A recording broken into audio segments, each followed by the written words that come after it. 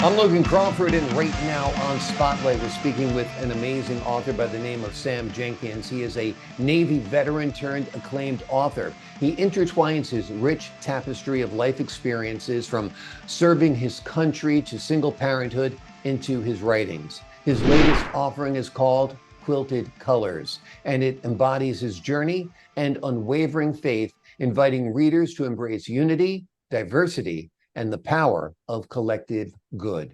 We're delighted to have this very talented author join us here today on Spotlight. We thank the team at Atticus Publishing for helping us put him in the spotlight today. And we ask viewers like you to support writers like him by subscribing to our channel. Sam, great to see you here today.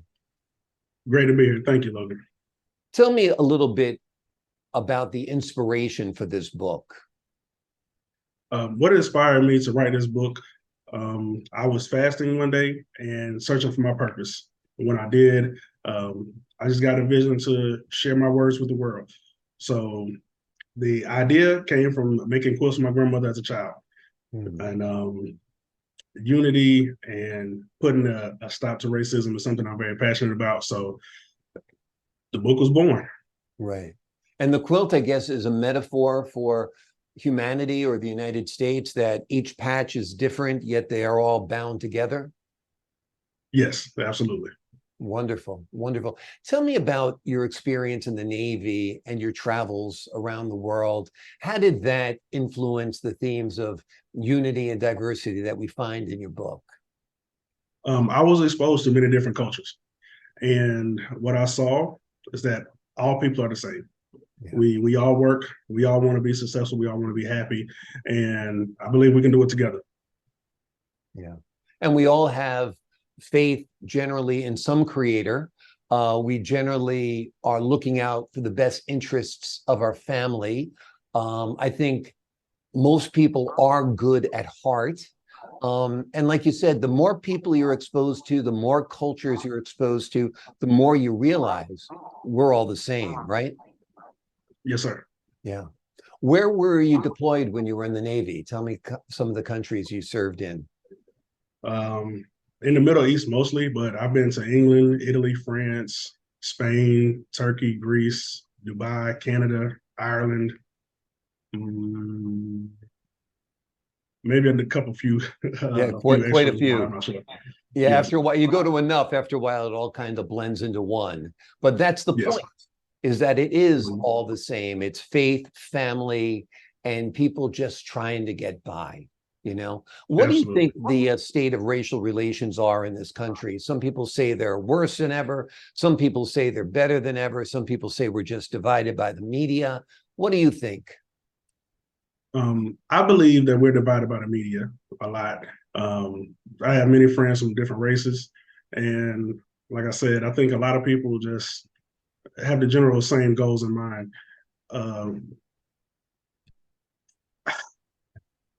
I don't want to say the wrong thing on TV. No. I understand. I really do believe that most people are colorblind, that they have friends from different ethnicities, different races, different cultures, and they don't even think about it, you know? Yes. But you're hammered over the head all the time by the media saying this one doesn't like that one doesn't like this one, race is behind it. And it's not true.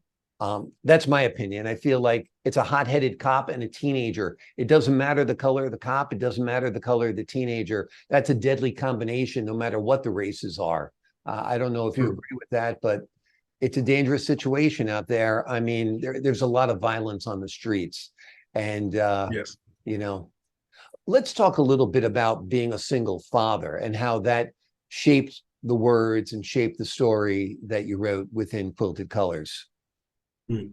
Yes, being a single father is difficult, but it's also the greatest accomplishment I've ever had in my life.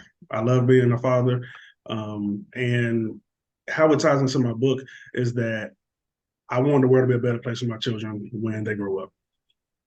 Yeah. Tell me a little bit about your kids, how old they are, you know, boy, girl, that kind of stuff. My daughter's 14. And she is very artistic. She draws and colors, paints everything all the time. She actually wants to go to art school for college, and she plays a lot of sports as well. She did basketball, cheerleading, cross country, track. And then my son is 10. He does basketball. He wants to play football this year. They keep me busy.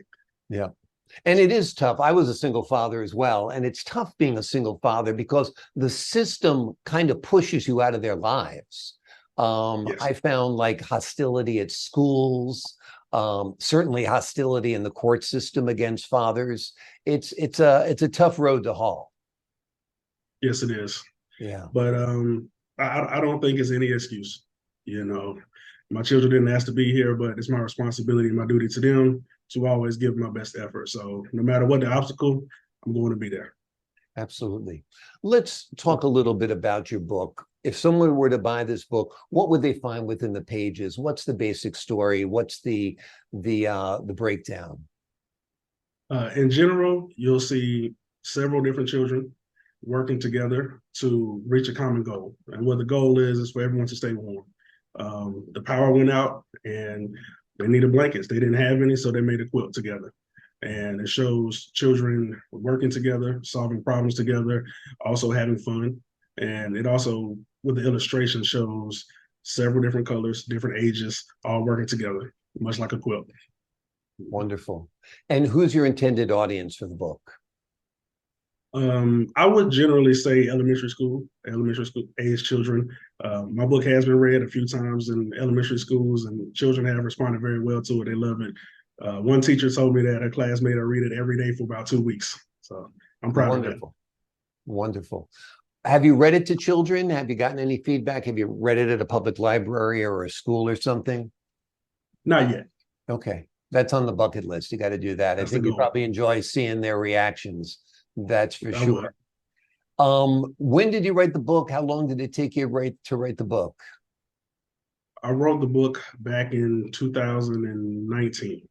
It took about a year to do all the editing, illustrations, and publishing. It was released in October of 2021. And honestly, it took me about 45 minutes to write. I had been sitting on the idea for a while, but I just never put a pen to the page. And when I finally did, it just flew. It flowed. Right. So it was brewing in your brain for years, but putting it down on paper was the easy part because you had been working on it up here for quite a while. Yes.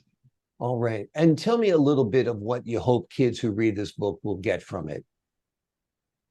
What I hope children get from this book is visions and pictures of themselves working with other children. You know, I don't believe racism is something you're born with. I believe it's something that's taught. And if I can combat that at an early age, that's what I would like to do. So, yes, I just wanted to give them an image of children of all races working together. Wonderful. Now, did you work with an illustrator or did you do the illustrations yourself? They're quite impressive. I work with an illustrator. I published my book through Christian Faith Publishing, and they gave me a huge questionnaire, and they just asked me what did I want, everything, every detail, from the toys on the floor to everybody's clothes, everything in the book. I gave them a description, and they did an amazing job with it. That's great. So you gave them a very detailed description of everything you wanted in the photograph, what you were looking to convey, and they were actually able to bring that to life. Yes, sir. That's great. Now you've got this one book under your belt. Any more books brewing up there? I'm working on a few things. I have a project right now that I'm working on. It's a his and hers 2 books that I think is going to be really nice as well. I wanted to get away from children's books, but this one's doing well. So I may have found my niche and I might stay with this. I'm also working on a TV show right now.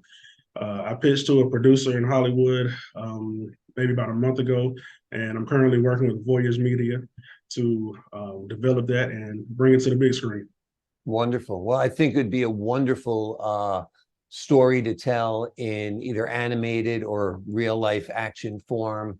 I think it would help a lot of kids and reach a broader audience even. I mean, you got your reading public, but you have your viewing public, and I think kids really connect to the visual. So I think it would be great to see this as a film or a series of some sort. Oh, nice. Thank you. Yeah, absolutely.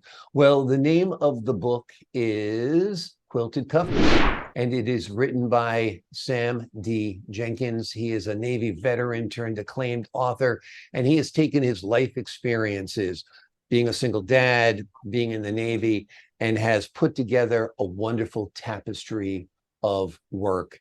And this is a book that your children will really enjoy, that you'll be able to provoke some great conversations about race, about empathy, about life.